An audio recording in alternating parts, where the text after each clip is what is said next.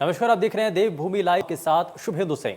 हरिद्वार पहुंचे बीजेपी नड्डा और बीजेपी नेताओं ने इस दौरान एजी होटल में 2 दिन रुकेंगे जेपी की अधिकारियों, जिसके साथ पुष्कर सिंह धामी भी इस दौरान क्योंकि बैठक में मौजूद रहेंगे और मंत्री और विधायकों के रिपोर्ट कार्ड को नड्डा देखेंगे और स्वागत किया।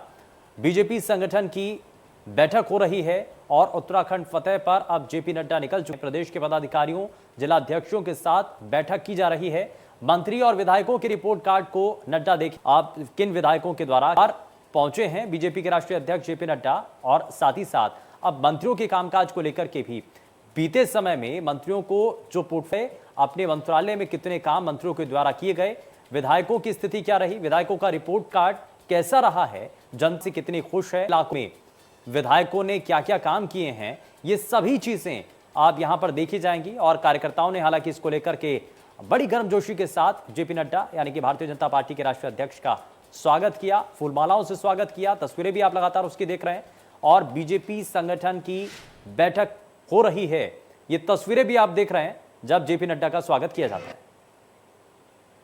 तो ये 3 तस्वीरें आप देख रहे हैं। मुख्यमंत्री ने इस दौरान जोरदार तरीके से भारतीय जनता पार्टी के राष्ट्रीय अध्यक्ष का जोरदार स्वागत किया और दूसरी तस्वीर आप देख रहे हैं जब रास्ते में चलते हुए जेपी नड्डा का काफिला जब आगे बढ़ रहा था तो उस दौरान भी उनका जमकर स्वागत किया जाता है।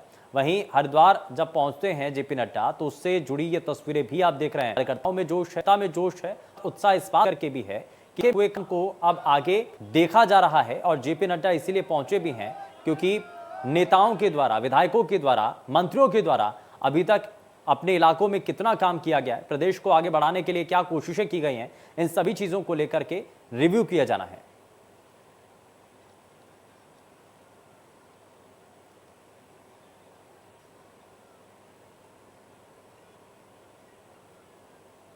तो हम आपको तस्वीरें दिखा रहे हैं और बीजेपी संगठन की बैठक इस वक्त हो रही है और प्रदेश के पदाधिकारी, जिला अध्यक्षों के साथ बैठक की जा रही है। बीजेपी नेताओं ने दरअसल जेपी नड्डा जब पहुंचते हैं तो उस दौरान उनका भव्य तरीके से स्वागत किया जाता है और साथ ही साथ स्वागत की तस्वीरें आप देख रहे हैं जब मुख्यमंत्री ने भी जोरदार तरीके से उनका स्वागत किया। वहीं रास्ते में जब उनका काफिला आगे बढ़ता है तो वहां पर भी जो जनता है, जो कार्यकर्ता हैं, वो आप स्वागत करते हुए नजर आते हैं। फूल उनको, पुष्प वर्षा उनके ऊपर की जाती है और हर बार जब जेपी नड्डा पहुंचते हैं तो उसकी तस्वीरें भी आप तीसरी हैं जहां पर फूल मालाओं के जरिए उनका स्वागत किया जाता है। साथ ही इस दौरान क्योंकि कोशिश यही है, आने वाले समय में होने वाले चुनाव को लेकर के मौजूदा वक्त में अभी तक क्या कदम उठाए गए हैं, क्या क्या उसमें चीजें देखने को मिल रही हैं और किन चीजों को बेहतर करने की कोशिश है, ये सभी चीजें इस दौरान प्रदेश के पदाधिकारियों और संगठन से जुड़े हुए लोगों के साथ चर्चा इस दौरान की जाएगी। धर्मेंद्र हमारे संवाददाता जुड़ चुके हैं ज्यादा जानकारी के साथ। धर्मेंद्र, पर क्या जानकारी है और अब जेपी नड्डा जब पहुंचे, भव्य तरीके से उनका स्वागत किया, विधायकों और मंत्री कामकाज को लेकर के पूरी जानकारी। देखिए, ये जो पूरी कसर दो चुनावों को लेकर ये बैठक की जाए और आज राष्ट्रीय अध्यक्ष बीजेपी जेपी नड्डा काफी के बावजूद वो यहाँ पर पहुंचे हैं और में चूंकि कह स्वागत का कार्यक्रम रखा गया था लेकिन बारिश की वजह से वो तो कैंसिल हो गया था। लेकिन यहाँ जब हरिद्वार पहुंचे या जौलीग्राम पहुंचे थे तो वहां पर मुख्यमंत्री ने, राज्यपाल ने और जो पदाधिकारी हैं उन्होंने जोरदार उनका स्वागत किया। यहाँ पे जो विधायक हैं उन्होंने हरिद्वार का स्वागत किया है। उसके बाद क्रम है, आज होने हैं और 4 सत्र होने हैं। आज 3 सत्र हो गए हैं और अभी तीसरे सत्र के बाद मुख्यमंत्री उन्होंने इसी बात को कहा है कि किस तरह से जनता के बीच में जो सरकार की जनहित की योजनाएं हैं वो पहुंचे, इससे संवाद अच्छे से जनता के साथ बैठाया जा सके। इसी सभी मुद्दों को लेकर उनका राष्ट्रीय अध्यक्ष का मार्गदर्शन हमें आज मिला है और उनके इस दौरे से जो कार्यकर्ता हैं, पदाधिकारी हैं, सब में एक नई ऊर्जा का संचार हुआ है।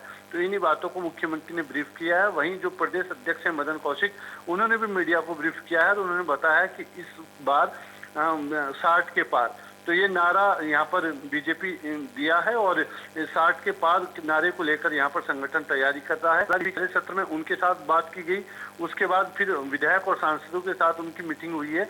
उसके बाद अब जो होनी है वो मंत्री गणों के साथ उनकी बैठक हुई है। शाम को एक बैठक और होनी है, तो सबके साथ बैठकर फीडबैक लिया जा रहा है कि सरकार कैसा यहाँ पर काम कर रही है।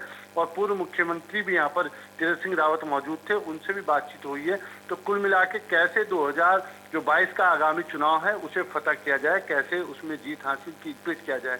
तो मुख्य मुद्दा यही है, चुनावी मुद्दे को इसमें लेकर धर्मेंद्र एक चीज और भी है कि रिव्यू यहाँ पर लिया जाना है, विधायकों से फीडबैक लिया जाना है और साथ ही साथ मंत्रियों का कामकाज अभी तक कैसा रहा है, इन सभी चीजों को ले जानकारी भी इस दौरान जेपी नड्डा लेंगे।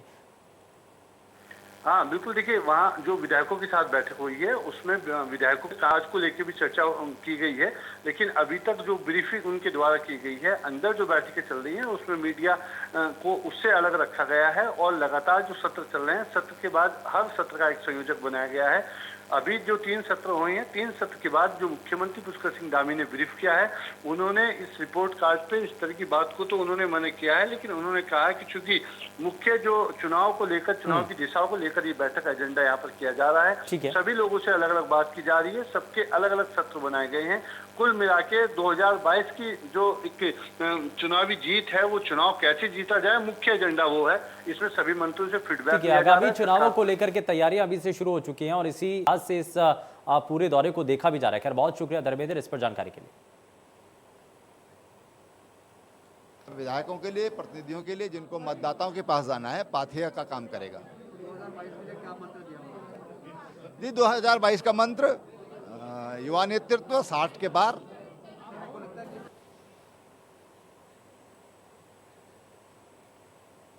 उत्तराखंड विधानसभा का 23 अगस्त से मानसून सत्र शुरू होने जा रहा है और सत्र की शुरुआत विपक्ष के हंगामे के साथ होने जा रही है। वहीं सत्र की तैयारियों और सत्र को शांतिपूर्ण चलाने के लिए विधानमंडल दल और कार्य मंत्रणा समिति की बैठक भी ली जा चुकी है। आपको बताएं कि मानसून सत्र में राज्य की पुष्कर सिंह धामी सरकार की पहली अग्नि परीक्षा भी होगी। वहीं विपक्ष महंगाई, बेरोजगारी, देवस्थानम बोर्ड समेत कई मुद्दों को सदन में उठाने जा रहा है। कुल मिलाकर सदन की हंगामेदार शुरुआत होने जा रही है और ऐसे में सवाल यह है कि क्या सदन में जनहित से जुड़े मुद्दों पर काम होगा या सिर्फ विपक्ष के हंगामों की भेंट ये सत्र चढ़ जाएगा।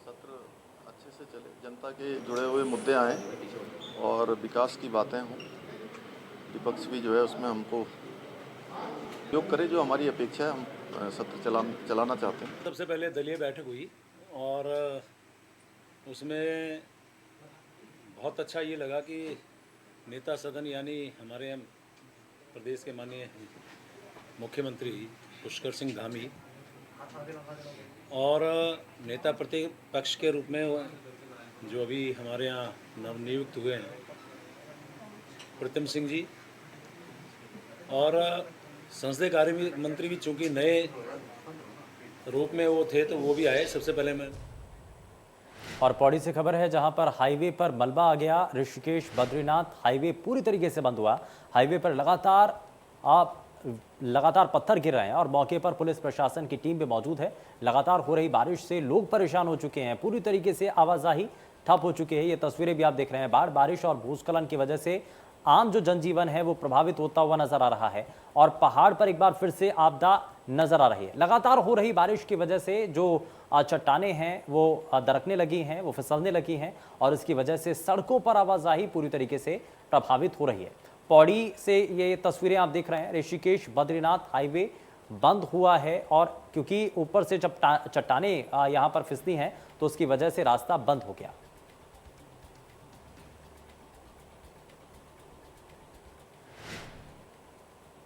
वहीं मसूरी से खबर जहां सड़क किनारे पैराफिट से ट्रक टकरा गया। नीचे रह रहे लोगों के खरों से पैराफिट टकराया। सड़क के नीचे रह रहे खरों में अफरा तफरी का माहौल बन गया। पैराफिट ना होता तो बड़ा हादसा हो सकता था।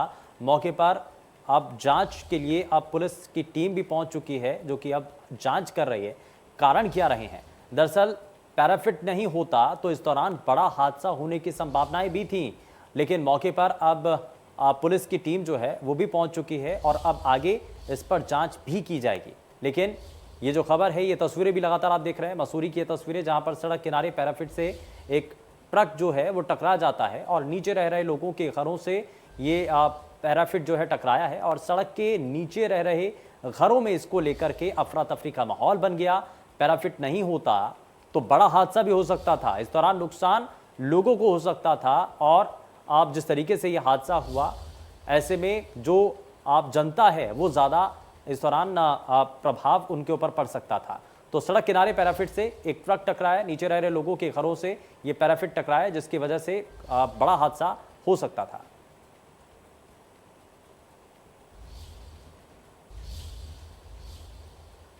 चमोली से खबर है, जहां लांबरगढ़ में बंद हुआ बद्रीनाथ हाईवे। मलारी हाईवे बीते 7 दिन से बंद है और आज हाईवे हवाई रेस्क्यू था और मौसम के साफ होने का इंतजार हो रहा है। मलारी हाईवे बीते 7 दिन से बंद है और आज हवाई रेस्क्यू होना था, लेकिन वो हो नहीं पाया। मौसम के साफ होने का फिलहाल इंतजार किया जा रहा है और इंतजार इस बात का है कि मौसम ठीक रहे, उसके बाद ये रेस्क्यू किया जा सके। मलारी हाईवे जो कि बंद है और इसको लेकर के तस्वीरें भी लगातार हम आप तक पहुंचा रहे हैं। चमोली से खबर, जहां लांबरगढ़ में बद्रीनाथ जो हाईवे है वो बंद हुआ है। मलारी हाईवे बीते 7 दिन से इसी वजह से बंद है और आज हवाई रेस्क्यू होना था, लेकिन मौसम खराब होने की वजह से रेस्क्यू हो नहीं पाया। अब मौसम के साफ होने का इंतजार किया जा रहा है। मौसम अगर ठीक होता है तो उसके बाद आगे का काम तेजी के साथ किया जा सके।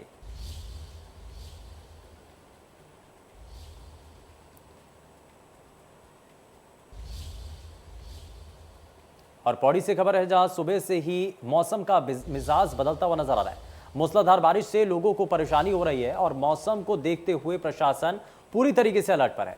संवेदनशील जगहों पर 51 जेसीबी मशीनें लगाई गई हैं और मूसलाधार बारिश की वजह से लोगों को परेशानी बहुत तक हो रही है। मौसम को देखते हुए प्रशासन अब पूरी तरीके से अलर्ट मोड पर है।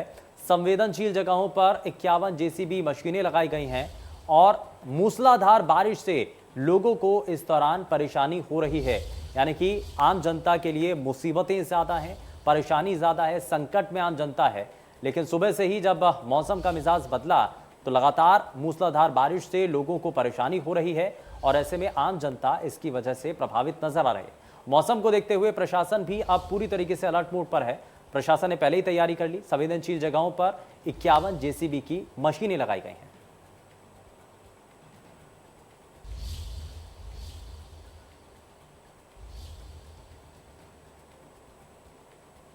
तो पौड़ी से खबर है, जहां सुबह से ही मौसम का मिजाज बदला, मूसलाधार बारिश से लोगों को परेशानी हो रही है और मौसम को देखते हुए प्रशासन पूरी तरीके से अलर्ट मोड पर नजर आ रहा है।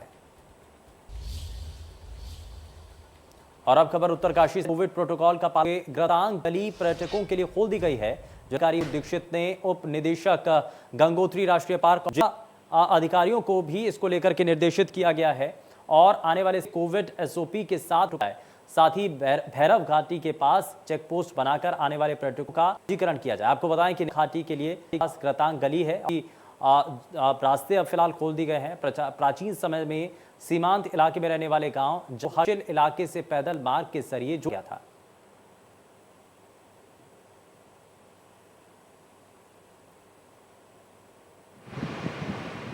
हमारा जो निलौंग में है भैरव घाटी से आके वो कंप्लीट हो गया है और इसका निर्माण पिछले साल शुरू हुआ था, जो कि पीडब्ल्यूडी के द्वारा किया गया है। अभी चूँकि पर्यटक वहाँ पे आना शुरू हो गए थे, तो इसलिए हमने गाइडलाइंस दी कि सुरक्षा के दृष्टिगत, क्योंकि वो काफ़ी रिस्की ब्रिज है, वहाँ पे अधिकतम लोग ट्रैवल करें और कोई भी ज्वलनशील पदार्थ या ग्रुप में वहाँ लेके ना जाएँ, ग्रुप में ट्रैवल ना करें। और वहाँ जो भैरव घाटी चेक पोस्ट है वहीं पर उसकी चेकिंग की जाएगी और सीमित संख्या में ही पर्यटकों को वहाँ पर आगे जाने दिया जाएगा।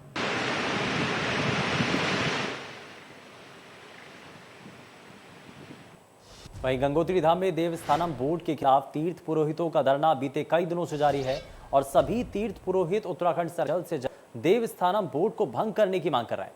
पुरोहितों का कहना है कि ये देवस्थानम बोर्ड एक काला कानून है जिसे सरकार ने जबरन थोपा है। साथ ही पुरोहितों की ये कानून सनातन धर्म के खिलाफ है। सरकार एक ही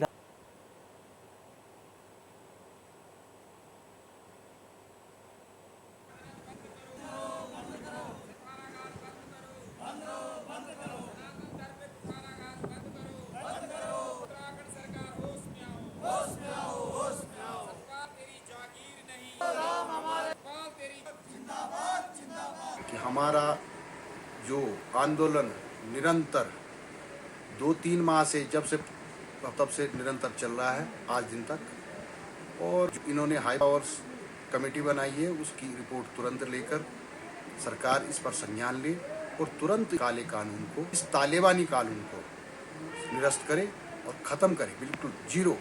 केवल ये कदम नहीं होना चाहिए, यदि होता है तो सभी पे हो, तब तो हम माने कि हाँ सरकार कोई सबके लिए एक समान कानून ला रही है। केवल सनातन धर्म पे कुठाराघात करना जो है उचित नहीं है।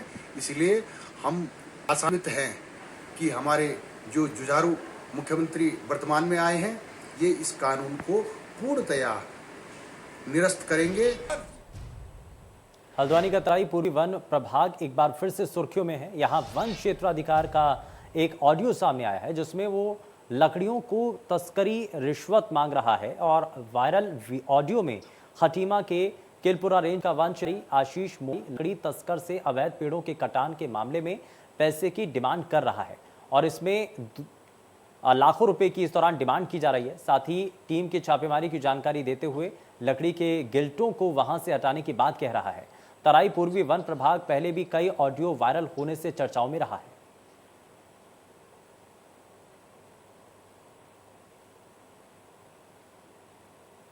मेरे पास एक इन्फॉर्मेशन आई थी, किसी गोपनीय सूत्र द्वारा जो है एक इन्फॉर्मेशन दी गई थी कि अवैध पातन से संबंधित कोई मामला है और इसमें जो है वन क्षेत्र अधिकारी किलपुरा भी संदिग्ध है, इस तरह का इन्फॉर्मेशन था। तो इसमें जो हमने एक प्राथमिक जांच जो है करवाई और उसके उपरांत जो है तत्काल प्रभाव से निष्पक्ष जांच के लिए जो है वन क्षेत्र अधिकारी किलपुरा को जो है संबद्ध किया गया है।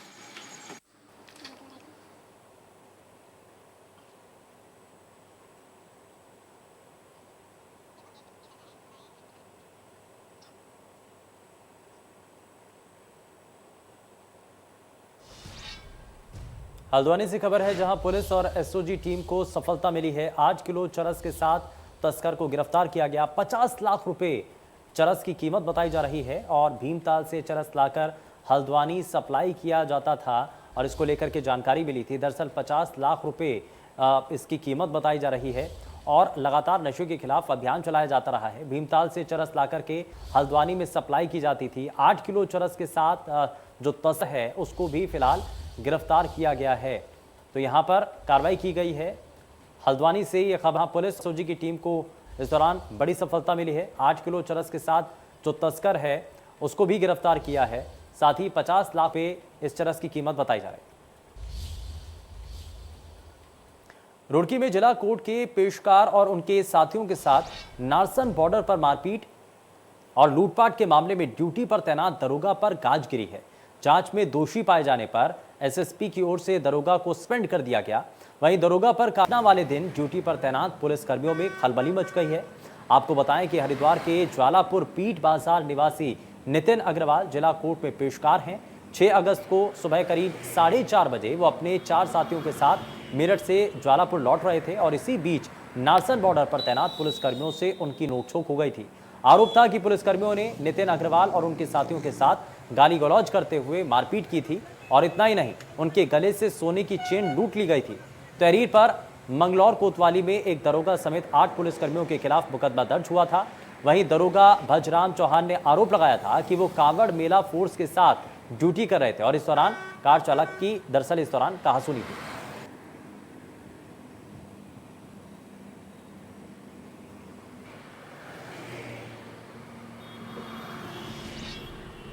बुलेटिन में फिलहाल के लिए बस इतना ही। नमस्कार।